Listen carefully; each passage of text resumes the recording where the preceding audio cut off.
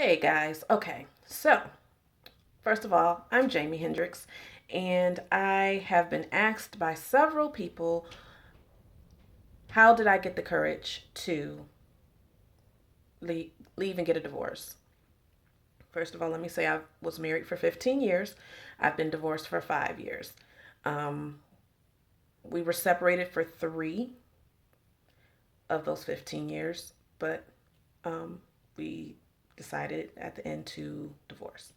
So, Um, I'm coming to you live from, first of all, one of my best friend's homes.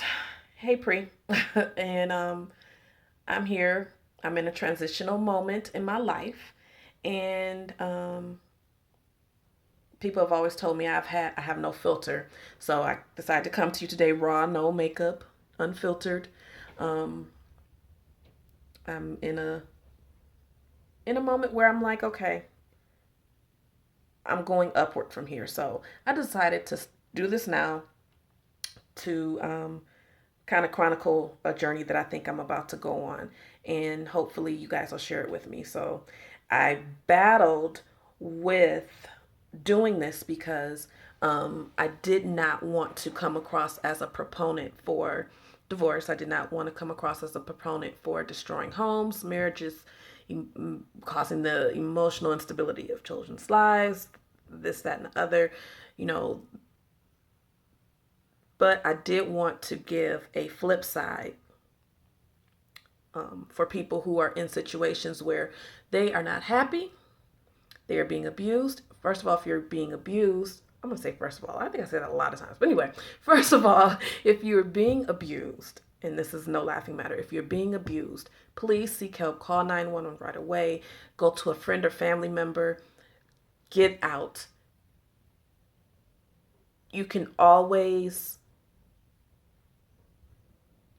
get help from someone. Someone can help you.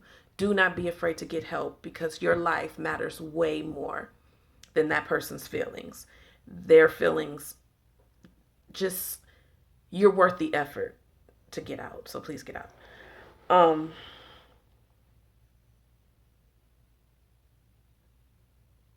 but per some friends' requests, I decided to make this video. Now, when did I decide to make my exit from my marriage?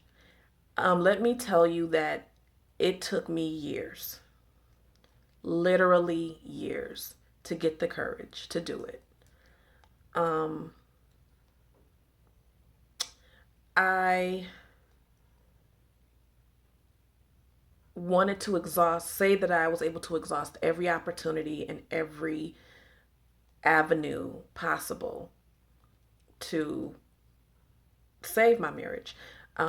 I am a product of being raised in church, so I prayed, I fasted, I laid on my face, I went to every church service I could, I had prayer partners all over the place. Um, but if that person isn't willing to put forth the effort or they don't feel that you're worth the effort, you can't make them. So um, I saw that I had a couple wake up calls and I saw that things were not going to change. So I had to have several conversations with myself where I had to remind myself that I'm worth it. I'm worth effort. I'm worth being loved. And he committed or told me in front of a host of witnesses that he was going to love, honor, and cherish me. And if I did not feel that that was going to happen, or if I didn't feel that that was being done, then was I really required to stay? People use the scripture, what God has joined together, let no man put asunder. Well, here's the thing on that. Not every marriage is put together by God. Sometimes, in my opinion, and this is just my opinion, and speaking on my personal situation, we put things together that we want. And when it happens that way, then we have to work to try to keep those things together. Um, Sometimes people are only meant in our lives for a lesson, for a season, for a moment. Maybe some relationships will last a few years, but not every relationship is necessarily meant to last a lifetime. And that's even with friends. So I can say in my experience, I forced a relationship to last longer than its expiration date because I wanted to prove to people that we could make it work. Um, do I regret it? No. I learned a lot about myself during that time. Um, I'm remembering a episode of Ayanna Fix My Life where she was talking about, I think it was Fix My Life, where she was talking about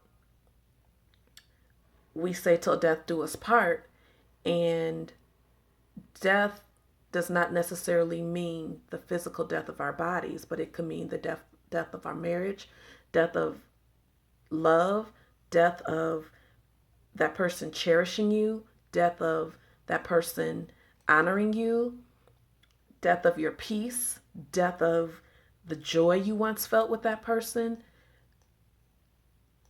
That death can manifest itself in various ways.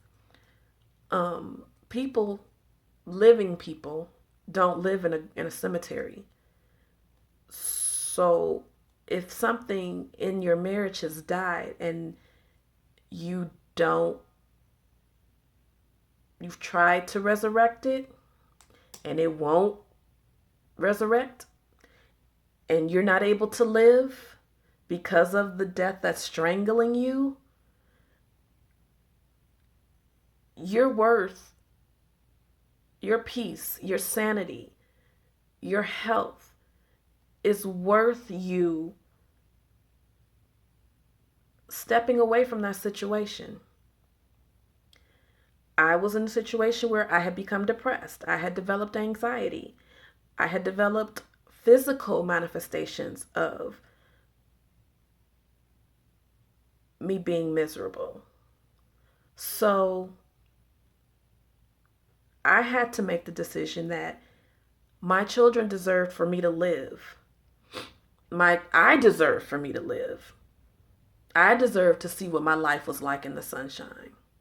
So that is how or what happened.